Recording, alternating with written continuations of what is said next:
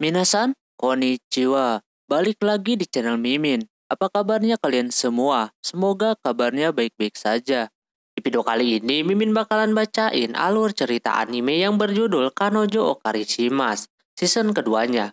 Buat kalian yang belum nonton season pertamanya, dipersilakan untuk menonton terlebih dahulu. Linknya ada di deskripsi video ini. Jadi anime ini membawa kita ke jejak si Kaguya, seorang pemuda yang dicampakkan oleh kekasihnya, sehingga ia mencari layanan pacar untuk menghilangkan kesedihannya. Terus Kaguya bertemu dengan orang bernama Shizuru Mizuhara, pacar sempurna yang diinginkan semua orang, dan kemudian terjerat dalam hubungan yang berlangsung lama. Dan juga keterusan, pasalnya Kaguya harus menjaga Mizuhara tetap jadi pacar bohongannya demi tidak ketahuan oleh sang nenek. Tahu sendiri neneknya itu udah suka sama si Mizuhara. Oke, seperti apa kisah si Kaguya season kedua ini? Langsung aja ke video intinya. Audio Jungle. Anime ini diawali dengan Kaguya yang sedang di kamarnya. Kali ini dia tidak bisa menyewa si Mizuhara lagi, dikarenakan dia punya janji setelah dia dapat tawaran buat ikutan acting, Mizuhara bakalan meninggalkan pekerjaannya menjadi pacar sewaan. Dan hari ini terjadi, Mizuhara dapat job yang sangat penting buatnya. Pasalnya bakalan ada penulis terkenal yang akan langsung memantau potensi aktingnya nanti. Kalau terpilih bisa meneruskan pekerjaan di bidang tersebut.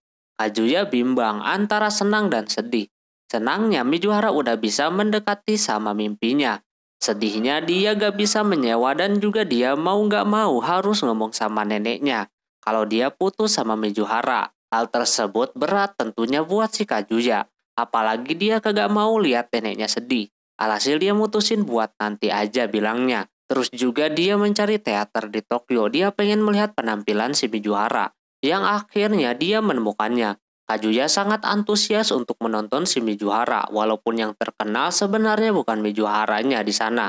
Ketika masuk ruangan teaternya banyak banget yang nonton. Lantas Kaguya jadi gugup seperti itu. Ternyata di belakangnya ada si Sakura. Dia mau nyapa tapi sayang acaranya udah dimulai. Awal ceritanya dimulai, Kaguya udah deg-degan. Tapi ternyata yang datang itu bukanlah si Mizuhara. Lalu di sana juga ada si Umi yang tentunya dia udah berpengalaman. Lama kemudian muncullah si Mizuhara dengan pakaian macam ninja gitu. Dan pembawaannya sangat berbeda dengan kepribadiannya. Lantas Kaguya jadi malu melihat aktingnya yang seperti itu. Tapi hal tersebut membuat orang-orang yang nonton terhibur melihat akting Mizuhara yang kocak macam itu. Kaguya pun merasakan hal yang sama, macam penonton yang lainnya. Hingga ending pun penonton dibuat campur aduk sama aktingnya si Mizuhara yang tadinya kocak endingnya sad gitu. Di situ Kaguya udah percaya banget kalau si Mizuhara ini berhasil dan tentunya dialah yang terbaik dari semuanya. Setelah selesai, Kaguya belum beranjak dari sana. Dia berpikir Mizuhara udah berhasil meraih mimpinya sebagai aktor. Namun semua tidak berjalan mulus. Mizuhara yang udah senang dengan aktingnya dipuji sama timnya di sana. Karena Mizuhara berubah total dan tambah bagus juga. Mizuhara senang dong digituin. Perjuangannya menjadi pacar sewaan sebagai latihan membuahkan hasil. Tapi ketika mau pulang, dia melihat penulis terkenal tersebut memilih ke pemeran pertama tadi. Mizuhara kagak percaya. Di belakangnya lagi berbisik kalau cewek tersebut terpilih karena udah lama kenal alias udah masuknya orang dalam. Mizuhara udah lemas, perjuangannya jadi sia-sia. Diajak berpesta pun dia memilih untuk pulang duluan. Di sisi lain selesai nonton, Kaguya ngopi dulu. Dia bahagia melihat aktingnya si Mizuhara ini. Tak lama dia pun beranjak mau pulang. Tapi mereka bertabrakan dan ketahuan pula kalau Kaguya habis nonton teaternya tadi. Kaguya auto memuji aktingnya yang keren itu. Dikala orang-orang kagak memujinya, si Kaguya memuji aktingnya sangat baik dibandingkan yang lainnya. Tapi Mizuhara berkata lain. Kalau dia udah gagal, penulis terkenal lebih memilih yang lain. Kaguya kagak percaya akan hal itu. Mizuhara berasa kalau dia kagak ada bakat. Semua usaha, biaya buat ngejar mimpinya semuanya sia-sia. Otomatis dia bakalan kembali jadi pacar sewaan lagi. Kaguya auto ngegas kalau dia kagak percaya kalau si Mizuhara tidak mempunyai bakat. Terbukti dia udah berhasil akting jadi pacar sewaan. Dan juga tadi itu luar biasa. Jadi Mizuhara kagak bisa nyerah gitu aja. Kajuya bakalan menyewanya terus setiap minggunya demi untuk membantu mewujudkan impian si Mizuhara jadi aktor. Dia terharu mendengarnya. Karena diliatin orang banyak, Mizuhara pun pulang. Entah jadinya perasaan si Kazuya kayak gimana antara seneng dan kesel melihat Mizuhara kagak berhasil. Sesampainya di kosannya, Mizuhara dapat telepon dari si Umi. Udah mah lagi sedih, ini lagi nelpon, yang membuat Mizuhara makin sedih. Ternyata semua yang telah ia lakukan percuma, kalah sama orang dalam ya guys ya. Dia kagak tahan nahan nangis, tapi tiba-tiba ada notif dari aplikasi sewaan bernama Diamond. Dia dapat klien yang tak lain itu adalah si Kazuya. Sesuai janjinya tadi, dia bakalan menyewanya terus. Singkat cerita, Kazuya pergi kerja paruh waktu dan menanyakan ke rekan kerjanya bagaimana cara gebetan sama cewek yang di luar jangkauan. Secara orang tersebut punya cewek yang kerjanya pramugari. Ini udah salah paham, maksudnya bukan di luar jangkauan itu jauh dan jarang ketemu. Maksudnya ini si Kazuya suka sama pacar bohongannya. Karena kagak ada solusi, dia pun pulang duluan. Terus Kazuya akhirnya menemui si Mizuhara untuk menyewanya. Seperti biasa mereka bertransaksi di kafe yang sering mereka kunjungi. Ketika mau bayar, Mizuhara mengingatkan si Kazuya atas niat dia yang pengen menyewanya tiap minggu. Mizuhara masih mikir-mikir lagi kalau hal itu sangatlah berlebihan. Ditambah janji si Mizuhara kepada si Mami untuk tidak menemui si Kazuya lagi. Jadi kalau ketahuan Mami, mereka berduaan lagi bisa bahaya. Terus juga masalah siru kacang. Pacar terpaksanya milik si Kazuya. Mizuhara nanti berasa kagak enak kalau disewa terus sama siru kacang. Kazuya pun sebenarnya udah meminta izin kepada si Ruka ini untuk supaya mengizinkan dia menyewa si Mizuhara tiap minggunya. Awalnya pasti Ruka kagak setuju dengan tindakannya itu. Karena ya pasti cemburu lah kalau pacarnya jalan sama orang lain tiap minggunya. Apalagi si Kazuya udah berbicara kalau dia dan Ruka punya rencana pacaran serius. Tapi karena bertemu si Mizuhara lagi, kini dia jadi ragu-ragu. Di situ Kazuya mencoba menjelaskan maksud baik dia menyewa si Mizuhara itu untuk membantunya latihan akting doang. Setelah dipertimbangkan sama si Rukacang, dia pun mengizinkannya, tapi dengan syarat dia pengen melihat si Mizuhara ketika aktingnya nanti. Kazuya pun setuju. Terus mereka mulai jalanlah sama si Mizuhara. Di tengah jalan si Kazuya meminta Mizuhara untuk bertingkah seperti biasa aja. Karena sifatnya yang seperti itu udah macam pacar idealnya menurut si Kazuya. Alhasil karena keinginan klien, Mizuhara terima. Singkat cerita udah sore hari, saatnya berpisah. Dia masih mikir-mikir tentang menyewa si Mizuhara tiap minggunya. Tak lama tiba-tiba aja si Mizuhara mengajak si Kazuya ke suatu tempat. Lantas dia terkejut mendengar itu. Kazuya dibawa Mizuhara ke tempat main baseball di luar jam sewanya. Kazuya berpikir kalau dia lagi berkencan sama si Mizuhara. Mizuhara terlihat sangat jago. Dia sering ke tempat itu dikala hatinya lagi kagak baik. Di sisi lain pula orang-orang melihat Mizuhara itu cantik banget. Dia pun jadi serba salah. Jadi apaannya si Mizuhara? Mizuhara berpikir walaupun ini di luar jam sewanya kagak ada salahnya gitu. Jalan dan menjadi tetangga yang ramah. Kalau dilihat-lihat Mizuhara itu pakai pakaian apapun selalu cantik sangat, no minus njir. Setelah lama bermain akhirnya dia selesai dengan bisa menembakkan ke target. Di situ dia bingung mau ngapain, orang-orang melihat mereka berdua. Alhasil si Mizuhara memilih adu tes bersama si Kazuya yang membuatnya kegirangan seperti itu. Pas mau pulang lagi-lagi Mizuhara pengen mengunjungi satu tempat lagi. Kazuya auto senang dong. Ia kira bakalan makan malam, yang ternyata dia mengunjungi rumah sakit untuk menemui neneknya. Katanya udah lama pengen ketemu si Kazuya. Mereka berdua langsung auto dekat seperti itu yang membuat si Mizuhara cemburu. Ya walaupun itu cuma sandiwara, tetap aja membuat si Kazuya baper.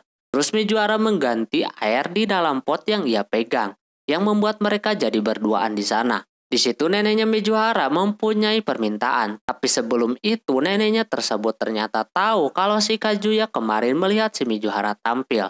Dan dia pun udah ngomong atas kemampuannya yang luar biasa itu kepada Mizuharanya. Ternyata dari kecil emang si Mizuhara ini udah kelihatan suka acting gitu. Hal itu membuat si Kazuya tambah kagum dengannya yang keren, kuat, dan kemandiriannya. Tapi si nenek tertawa si Kazuya ngomong seperti itu. Karena dulunya itu si Mijuhara suka kesepian dan juga manja. Dia selalu nangis dan kalau kesepian dia suka ke neneknya. Kazuya kagak percaya sama hal tersebut. Jadi dia mikir yang aneh-aneh gitu. Si neneknya percaya kalau si Kazuya ini bakalan jadi pria yang sukses. Walaupun belum tahu nanti ke depannya bakalan kayak gimana. Tapi segala sesuatu juga tergantung kemampuan masing-masing orang. Kalau Kazuya melihat si Mijuhara itu kuat, perlu dipahami kalau segala kelemahan yang dimiliki oleh si Mijuhara ini, kini dia simpan di sisi kuatnya. Dan hal itu harus bisa dimiliki oleh seorang aktor yang suka banget bersandiwara sama dirinya sendiri. Tapi pasti ada waktu di mana nanti si Mijuhara ini membutuhkan seseorang di sisinya. Jadinya neneknya itu mempunyai pesan untuk terus menjaga si Mijuhara. Dia yang kini kagak bisa terus bersama dengan Mijuhara, cuma bisa ngomong sesuai sama hatinya. Kalau dia suka sama si Mijuhara. Omongan itu aja membuat si nenek jadi tenang dan juga senang. Pulangnya Mijuhara kepo sama obrolan tadi sama neneknya. Kazuya terus memikirkan omongan neneknya si Mijuhara tadi. Sampai akhirnya dia memutuskan untuk tetap mensupport si Mijuhara walaupun dia bukan pacarnya.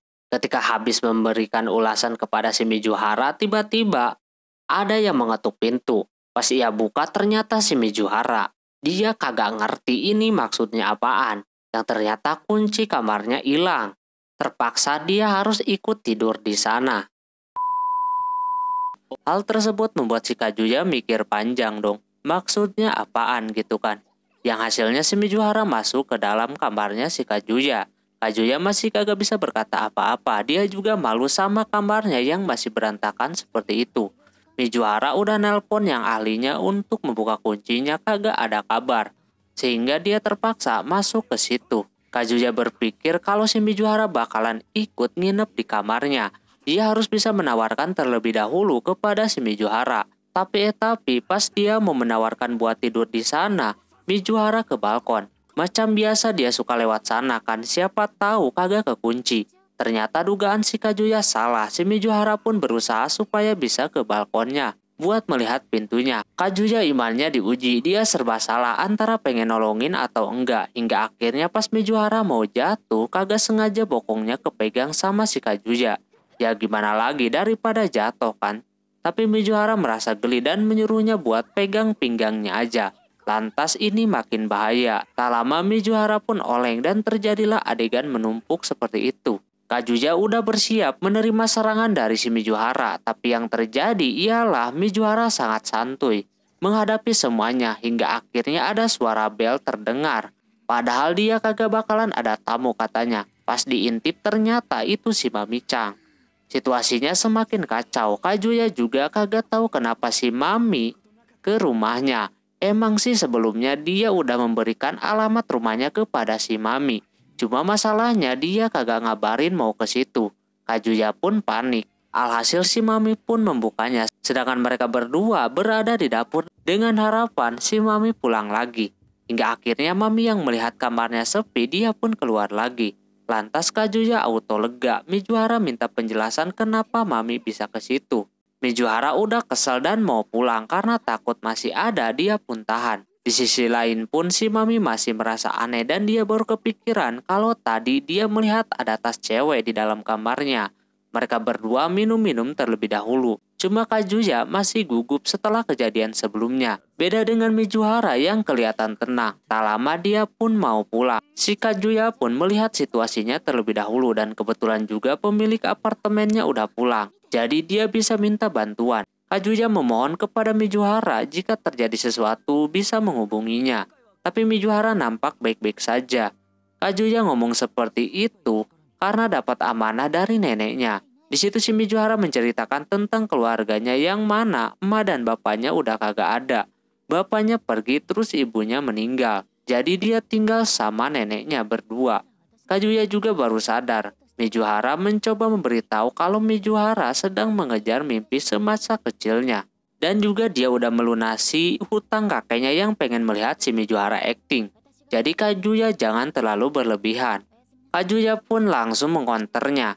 Dia pun cerita tentang keluarganya yang masih lengkap dan juga impiannya di masa depan yang kini belum dia bisa pastikan. mau jadi apa. Jadi melihat tekad si Mijuhara seperti itu membuat si Kazuya jadi bangga. Dia pengen berada di sisinya terus ya, walaupun cuma sebatas tetangga. Mijuhara kagak keberatan, secara dia adalah pacar sewaannya. Pacar sewaan harus ada di sisinya terus. Lantas omongan si Mijuhara itu membuat si Kazuya kepikiran, apakah dia ngomong begitu dari hati atau enggak. Kazuya mah udah pasti tulus. Sampai besok si Kazuya masih memikirkan hal tersebut, sampai akhirnya mereka kagak sengaja bertemu. Kazuya auto panik, dia harus pura-pura kagak kenal, tapi secara mengejutkan si Mijuhara seperti memberikan kode say hello kepada si Kazuya, yang tentunya membuatnya senang dan juga kagak percaya. Mami yang melihat itu merasa curiga. Setelah itu si Mami bertemu dengan si Kazuya, dia auto panik. Pasti Mami bakalan bahas yang kemarin, terus mereka berdua masuk ke sebuah kelas. Nah disitulah si Kazuya mau dieksekusi, bahkan dia udah mikir bakalan dimarahi habis-habisan. Yang ternyata enggak seperti itu, Mami masih santai. Dan juga dia udah tahu kalau si Mijuhara itu pacar sewaan. Si Kazuya juga ngibul kemarin dia kemana. Pas dia disamperin Mami kagak ada. Kazuya merasa agak sedikit lega. Dan Mami berharap si Kazuya kagak cinta beneran sama si Mijuhara. Karena dia udah gede juga kan. Ngehamburin duit buat nyewa pacar. Setelah ngobrol panjang lebar, Mami pun keluar dan Kazuya merasa lega di sana. Tapi Mami merasa kalau si Kazuya berbohong. Dia masih penasaran sama tas wanita tersebut. Terus dia bertemu dengan si Kibe. Pulangnya si Kazuya dikagetkan sama si Ruka yang mau memasakkan sesuatu buat si Kazuya di apartemennya. Kazuya merasa ini kagak apa-apa. Dia bakalan masak dan makan bersama doang lalu pulang. Dia melihat Kazuya kurus karena jarang makan tepat waktu. Alhasil dia pun belanja di sana, katanya mau masak kari, tapi di situ ada daging penyu yang sangat mahal banget harganya. Sesampainya di sana dia langsung beraksi. Kazuya melihat keimutan si Ruka memakai celemek seperti itu. Dikala dia lagi nunggu, Kazuya dikasih bir. Sambil nunggu, tapi dia kagak mau meminumnya. Kalau situasinya seperti ini. Alhasil si Ruka masukin ke dalam karinya. Ruka senang, dia baru pertama kali merasakan masak buat pacarnya. Dan juga Kazuya baru tahu alasan Ruka mau buat kari penyu, karena emang lagi rame. Tak lama karinya selesai, untungnya rasanya enak. Ruka sangat bahagia. Sesudahnya mereka menonton berdua. Lantas Kazuya merasa kalau orang lagi pacaran bakalan seperti itu. Tak lama Ruka ngechat emaknya kalau dia bakalan nginep di sana. Lantas Kazuya kagak mau kayak gitu. Yang alhasil kebetulan di luar juga lagi hujan badai. Mau gak mau Ruka harus nginap. Terus dia lanjut mandi dan memakai baju si Kazuya tanpa menggunakan celana. Ditambah lagi itu cewek berisik mulu. Takutnya si Mijuhara mendengar kalau ada yang nginep di sana. Ruka bandel, berisik terus karena mungkin capek. Si Kazuya pun pergi mandi dan otomatis kamar mandinya auranya jadi berbeda. Yang membuat pengen melakukan sesuatu. Sesudahnya dia kaget si Ruka bandonya dibuka, yang membuatnya makin imut. Terus juga dia memperlihatkan postingannya yang banyak banget yang nonton. Ya tanpa diragukan kalau si Ruka banyak yang suka. Tapi parahnya dia membawa pengaman jir, yang membuat si Kazuya jadi greget. Maksud si Ruka apaan? Katanya buat persiapan. Nah kagak tahan si Kazuya pun memutuskan buat tidur duluan. Namun udah 30 menit dia susah banget tidur, yang akhirnya dia merasakan ada yang memegangnya dari belakang. Yang tak lain itu si Ruka. Udah pegang sana sini yang membuat pikiran si Kazuya udah mau ready. Cuma pas lihat casing yang dikasih si Mijuhara dia pun sadar. Ruka pun jadi sadar diri kalau dia merasa masih amatiran. Kayak anak baru gede. Dia masih kalah sama si Mijuhara. Tapi dia selangkah lebih maju daripada si Mijuhara. Karena kesal dengan omongannya, Kazuya pun terang-terangan kalau dia pengen langsung digas. Cuma dia mikir-mikir lagi. Saat ini dia masih belum 100% cinta. Makanya kalau melakukan bakalan percuma. Dia juga bingung orang biasa macam dia bisa disukai sama wanita seimut si Ruka. Dia meminta untuk tidur berjauhan. Alhasil Ruka pun pindah. Bukannya dia marah, malah dia bahagia mendengar omongan Kazuya tadi. Esoknya Kazuya kagak bisa tidur. Ruka udah seneng banget di sana, lalu dia mencium si Kazuya. Yang lebih parahnya lagi dia koar-koar di luar kalau dia abis nginep. biar si Mijuhara panas mendengarnya. Lantas Kazuya jadi agak was-was. Dia berharap si Mijuhara belum bangun. Yang ternyata dia mendengarnya. Pas banget mau buang sampah. Oke, mungkin segitu dulu untuk video kali ini. Mohon maaf bila ada kesalahan dalam penyebutan nama, tempat, atau yang lainnya. Dan sampai jumpa di episode 5-6. Jamatane, bye-bye.